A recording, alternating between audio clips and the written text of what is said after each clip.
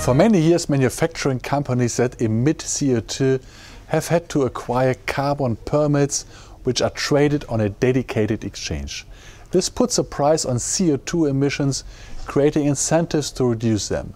As the European Union has gradually reduced the total number of available carbon permits, the CO2 emissions covered by this system have decreased. Companies like manufacturers of cement, steel or aluminium, which are in fierce competition with foreign countries, have received most of their carbon permits for free until now. This provides them with financial relief while maintaining the incentives to reduce emissions. Starting next year, however, these companies will have to buy an increasing share of carbon permits by themselves.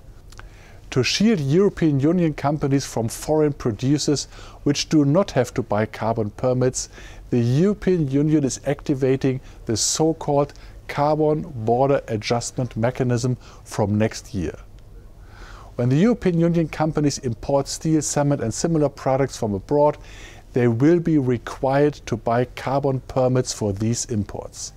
This should make sure that companies from outside and inside the European Union are treated equally regarding CO2 costs within the European Union market.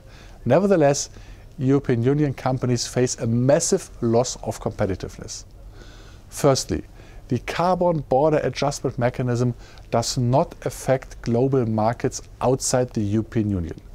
When European Union companies have to purchase carbon permits for their CO2 emissions, it increases the cost of their products. Outside the European Union, they compete with rivals who can often emit CO2 for free. This puts EU companies at a competitive disadvantage. Secondly, the Carbon Border Adjustment Mechanism by no means completely prevents competitive disadvantages within the European Union. For example, the adjustment only applies to certain intermediate goods like steel or aluminium, not to imported final products such as cars. If these products contain materials like steel and aluminium and their CO2 emissions are not priced in the country of origin, these imported final goods have a competitive advantage over their domestic counterparts. The border adjustment thus fails to create a level playing field for final products within the domestic market.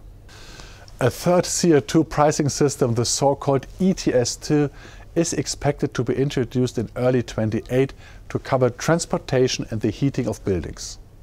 Suppliers of gasoline, diesel, heating oil and other energy sources for transportation and heating will have to acquire CO2 certificates when they bring these fuels into circulation. Germany has already introduced carbon permits for these sectors at a price of 55 euros per ton of CO2. Consequently, the additional burden in Germany from early 2028 onwards is expected to be small.